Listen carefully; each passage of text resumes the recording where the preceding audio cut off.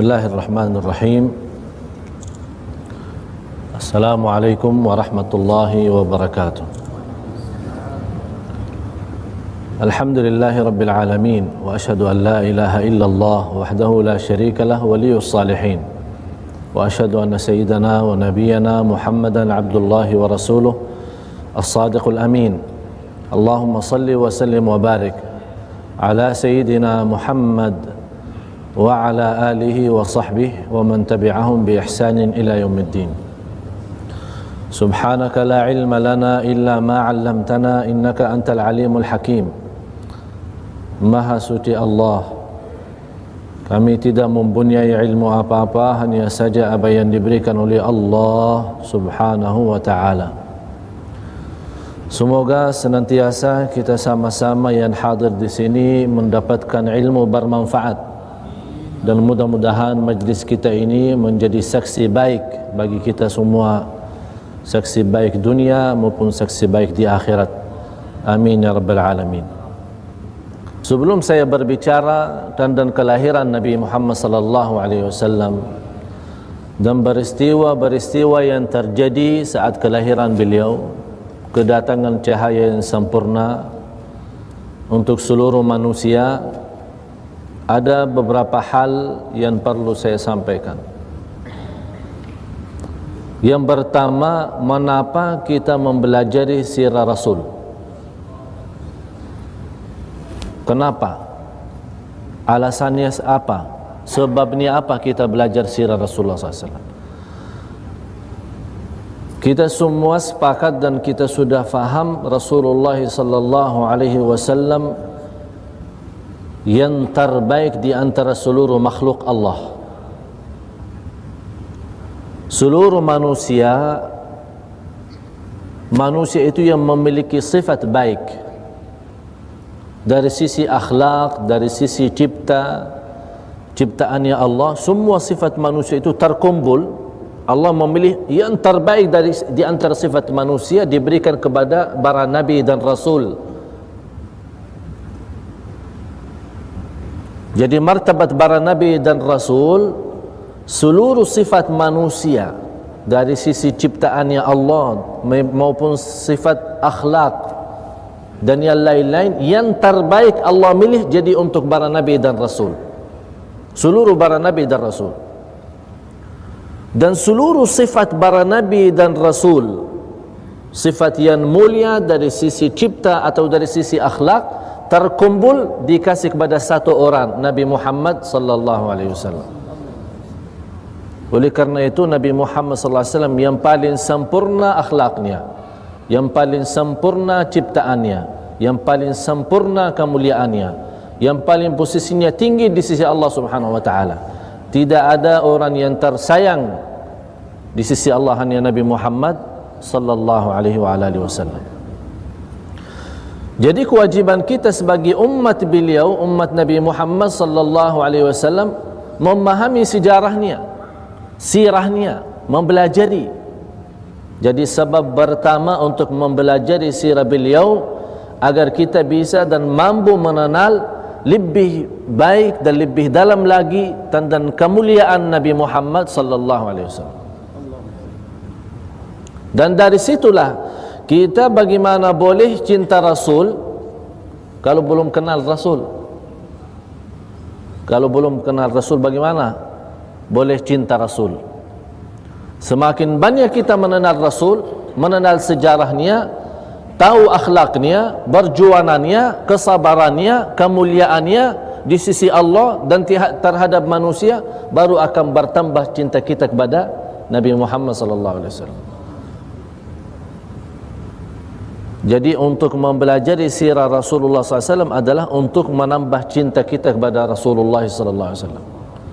Yang ketiga, kita mempelajari sirah Nabi Muhammad SAW dari kelahirannya sampai wafatnya SAW untuk mempraktik amalan-amalan. Akan dari sirah Rasulullah akan boleh tahu tentang ayat Al-Quran dan bagaimana Rasulullah SAW saat turunnya wahyu langsung mengamalkan. Bagaimana sahabat Rasul saat menerima wahyu dari Rasulullah SAW, saat menerima perintah Allah, saat menerima perintah Rasulullah, langsung menjadi sebuah amalan. Artinya boleh kita mengenal amal salih melalui sirah Rasul. Akan mantap amal salih kita, terbukti. Yang keempat, Rasulullah SAW adalah contoh kita. Masing-masing harus memiliki orang-orang yang menjadi sumber contoh kehidupannya. Ada orang, apalagi di masa ini, sayang sekali kalau kita bertanya kepada anak muda, contohnya ente siapa? Dia langsung Cristiano Ronaldo. Contoh saya si fulan, bintang film. Contoh saya orang-orang Eropa atau orang Amerika. Tapi kita orang Muslim yang mencintai Rasulullah SAW, kalau orang bertanya contoh kita siapa? Rasulullah. Contoh kita, akhlak kita sesuai akhlak Rasulullah. Apa yang diajarkan kita sami'na wa ata'na, ikuti beliau sallallahu alaihi wasallam. Sebagaimana terbukti cinta kita kepada Rasul adalah amal. Allah berfirman surat Ali Imran, surah yang ketiga, ayat 33. Ayat 32 sama 33. Rasulullah, Allah Subhanahu wa taala berfirman, "Qul in kuntum tuhibbunallaha fattabi'uni yuhibbukumullah."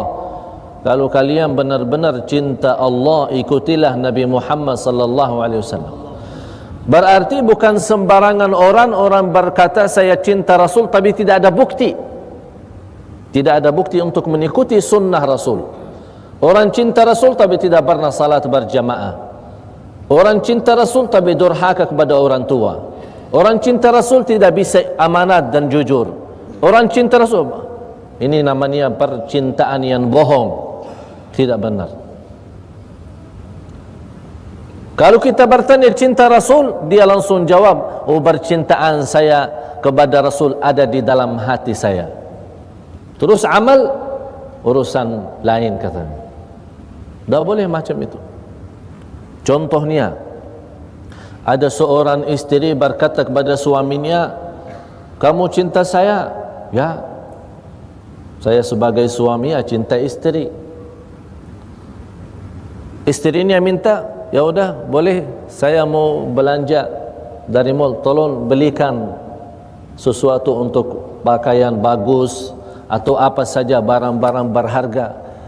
Apa jawaban suaminya? Oh, cinta saya kepadamu di dalam hati. Apakah istrinya boleh percaya?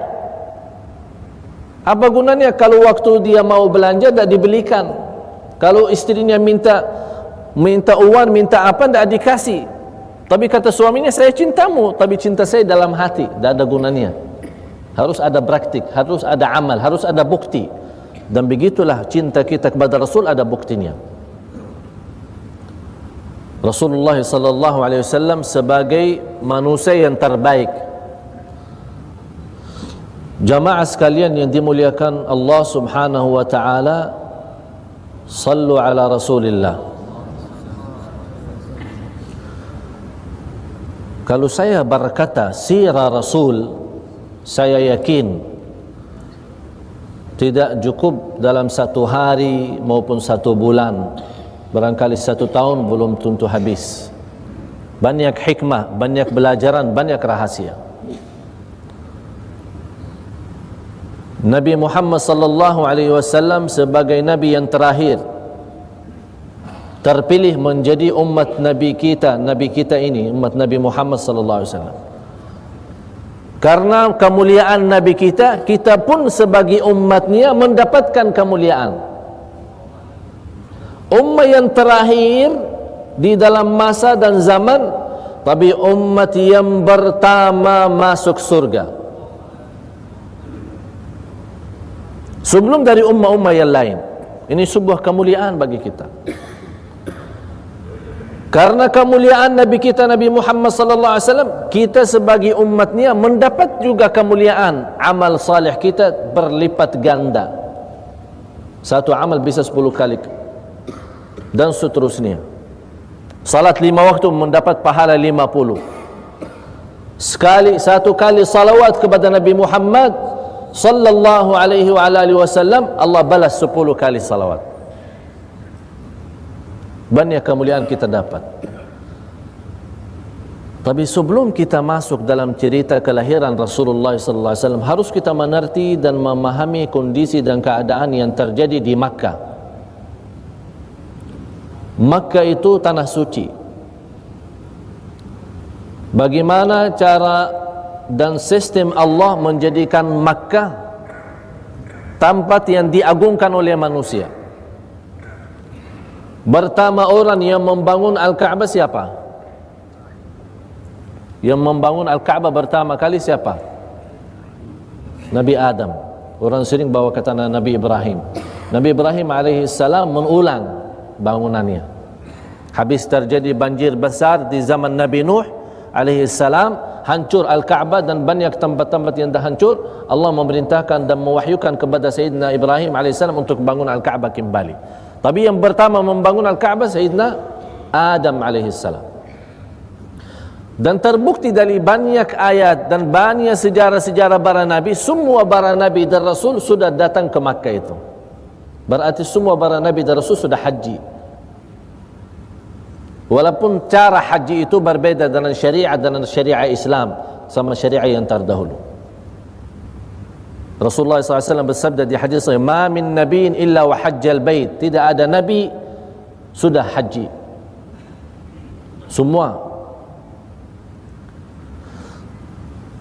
Hijrahnya Sayyidina Ibrahim alaihissalam dengan isterinya Hajar dan kemudian anaknya Ismail alaihissalam keluar dari Mesir, terus membawa keluarganya ke Makkah dan lepaskan keluarganya di situ.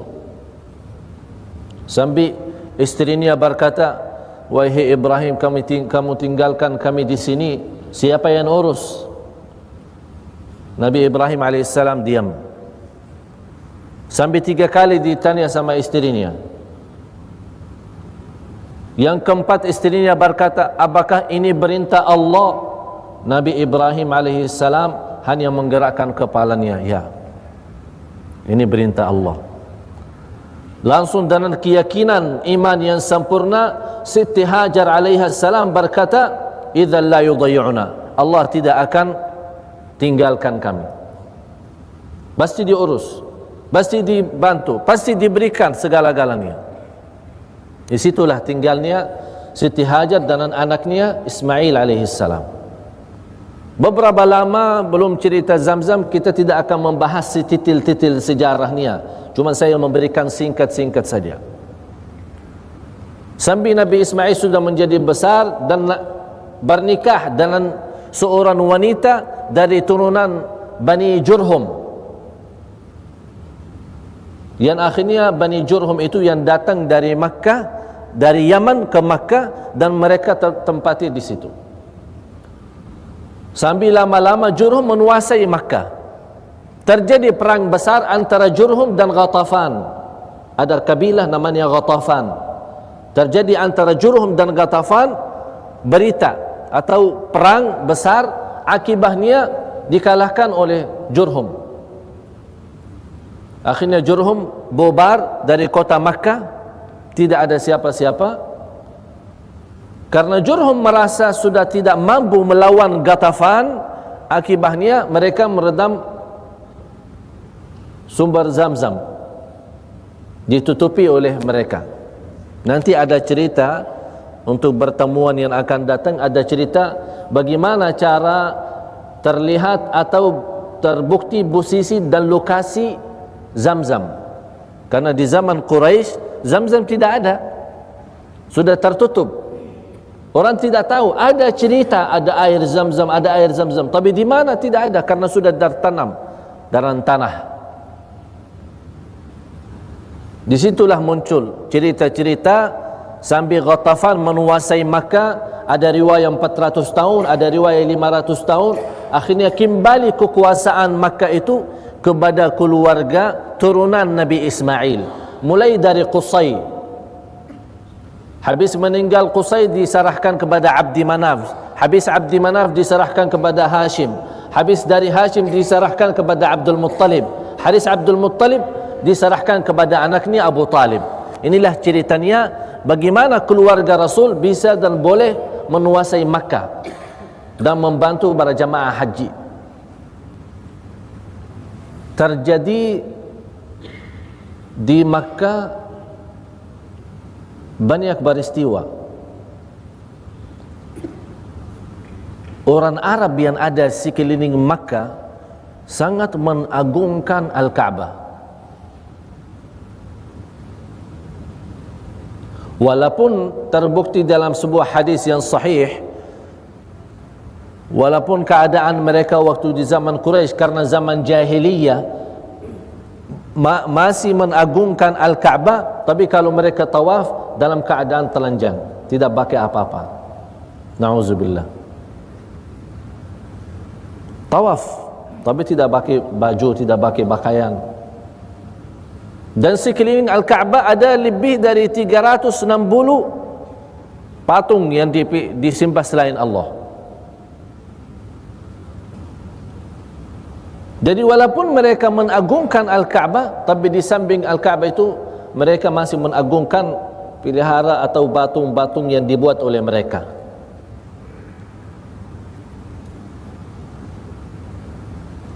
Itulah rahasia dan hikmah tersebar yang namanya syirik. Dan selalu Allah Subhanahu wa taala, kalau kita melihat dari sejarah para nabi dan rasul, mulai dari zaman Nabi Nuh alaihi salam, sejak zaman Nabi Adam sampai zaman Nabi Nuh ada 10 abad. Selama 10 abad itu tidak ada berbuat syirik, semuanya tauhid. Tidak ada yang berbuat syirik. Sambil datang satu zaman muncul orang salih, 5 orang salih, Yasu' wa Yaghuth wa Ya'uq wa Nasra.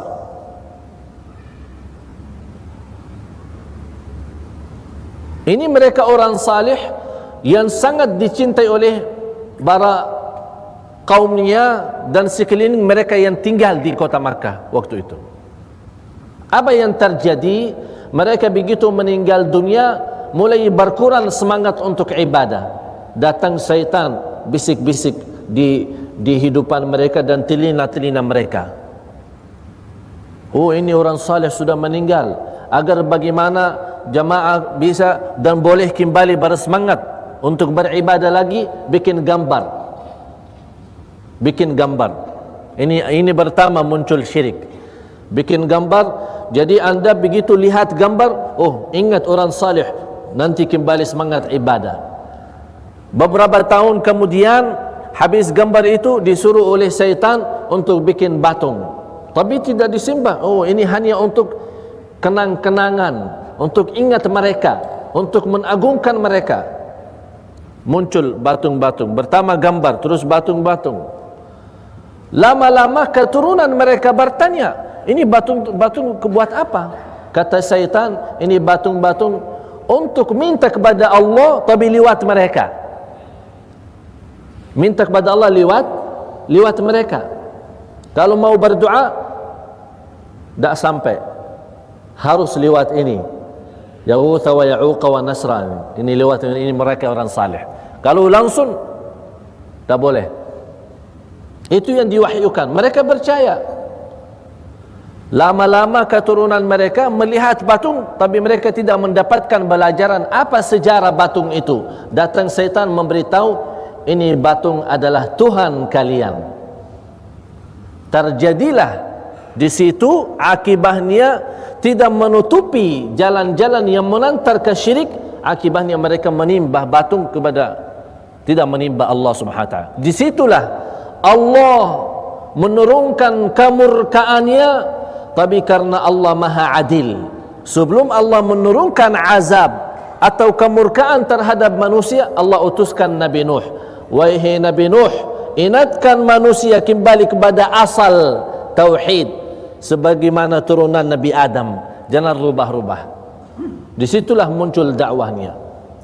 Begitu juga zaman demi zaman, Nabi habis Nabi dan seterusnya sampai zaman Nabi Muhammad sallallahu alaihi wasallam.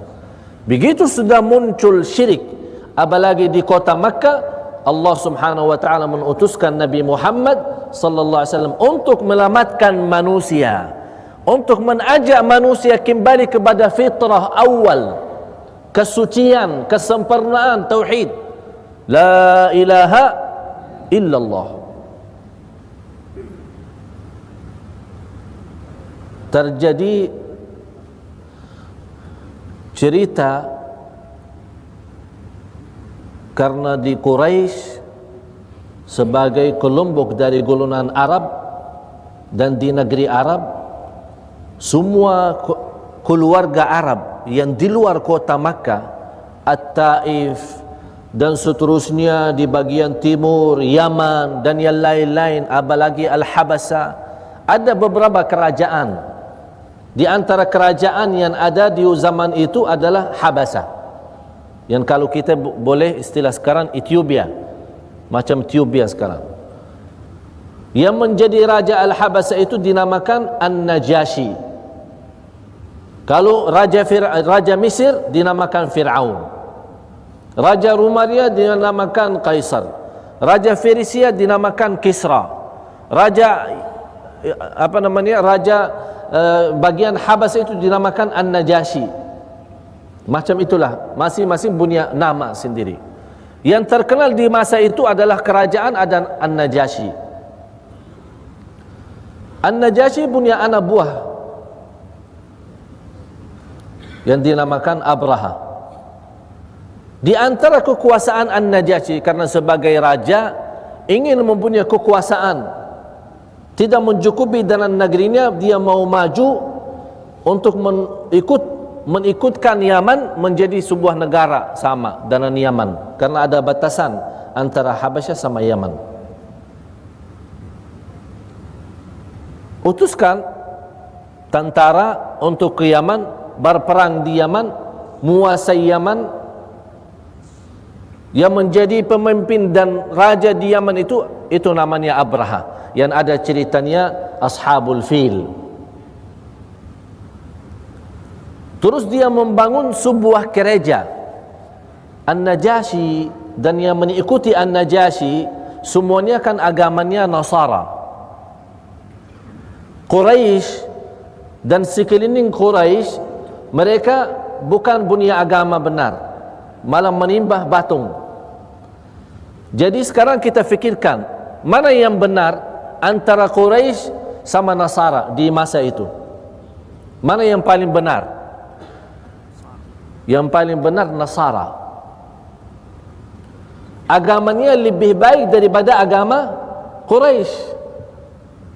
Karena sebelum Islam, masih agama yang terbaik di dunia atau di bumi adalah Nasara. Sebelum datangnya Islam menghapus hukum agama yang sebelumnya.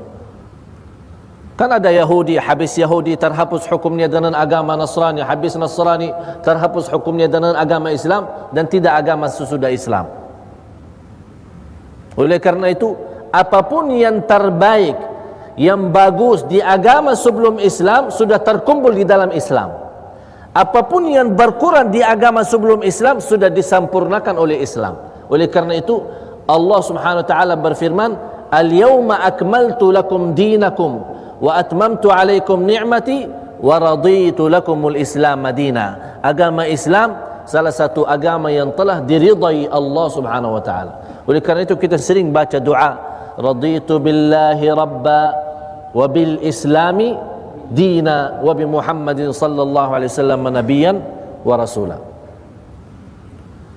Abraha membangun sebuah gereja yang terbesar di negeri Yaman. Alasannya apa? Dia mendengar berita orang Arab punya rumah. Ya, istilah dulu kan dinamakan rumah. Yang istilah kita, bahasa kita, Ka'bah. Kenapa orang Arab mengagungkan Al-Ka'bah? Kata Abraha, saya akan bangunkan sebuah gereja yang diagungkan oleh semua manusia. Niat Abraha apa? Niat Abraha untuk membawa manusia yang mengagungkan Al-Ka'bah untuk datang kemari agungkan gereja yang ada di Yaman, biar orang berpaling dari Al-Ka'bah. sudah terjadi bangun Al-Ka'bah, sudah terjadi bangun gereja, dan dinamakan gereja itu Al-Qulais, gereja Al-Qulais.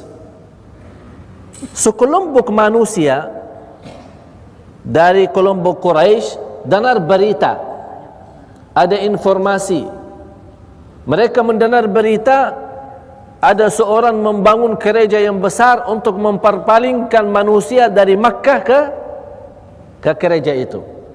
Sekelompok manusia ini marah. Siapa yang berani mengajak manusia tidak mengagungkan Ka'bah? Padahal mereka agamanya apa? Jahiliyah, bukan agama benar, menimba batung. Tapi begitu luar biasa mereka kesayangannya dan cintaannya kepada Al-Ka'bah.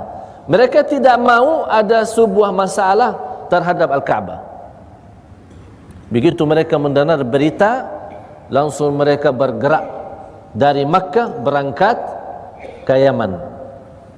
Apa yang dibuat oleh mereka? Malam-malam hari mereka masuk dalam gereja itu, dan mohon maaf, mereka membuat satu persoalan yang membuat Abraha itu marah, adalah buang hajat besar di dalam gereja itu. Akhirnya gereja itu sengaja dikotori oleh mereka, jadi najis. Terus mereka larikan diri keluar. Abraha besoknya pagi lihat, siapa yang berani ini sampai dikotorkan kita punya tempat gereja itu. Marah Abraha. Akhirnya bertanya di mana info-info, dapat berita ada sekelompok dari Arab datang dari Makkah, mereka ini membuat macam ini. Kenapa mereka ini? Ada apa mereka? Siapa Arab itu? Dan mereka punya apa? Mereka punya Ka'bah. Apa itu Ka'bah? Dia belum tahu cerita Ka'bah, si Abraha ini. Ini Al-Ka'bah ini sebuah tempat yang diagungkan oleh orang Arab di masa itu. Marah Abraha, oh kalau memang seperti ini, saya mau hancurkan Ka'bah itu. Dia mau balas dendam, karena habis dikotorkan dia punya tempat gereja Al-Qulais, dia marah mau balas. Tapi dia belum tahu di situ ada kekuasaannya Allah. Bergerak dan membawa tentara. Tentara yang tidak pernah didengar oleh orang Arab. Biasa orang Arab kenal unta, kambing, kuda, tapi gajah belum pernah ada di negeri Arab. Jadi mereka mendengar berita, oh ini ada kelompok mau serani kita, gajah, ribuan gajah. Ini orang kaget, begitu lihat gajah itu sudah semua tidak ada yang berani. Sampai Abdul Muttalib yang menjadi pemimpin Makkah di saat itu, yang menguasai Makkah, beliau berkata, siapa yang berani lawan, kita pasrah. Ini rumah Allah, Allah yang urus. Kita tidak ada mau ikut campur. Semua angkat tangan, keluar bobar. Terjadilah cerita yang insya Allah kita akan sama-sama belajari, dan kita akan sama-sama mendalami berita kejadian dari cerita Abraha terhadap Ka'bah, dan apa yang dibalas oleh Allah Subhanahu wa taala, dan kenapa Allah Subhanahu wa taala mengagungkan dan melamatkan Ka'bah, padahal yang menguasai Ka'bah waktu itu adalah kuffar Quraisy. Dan kita sudah faham agama Abraha kan Nasrani. Abraha kan Nasrani, berarti dibandingkan agama Abraha sama agama Quraisy, lebih baik agama Abraha.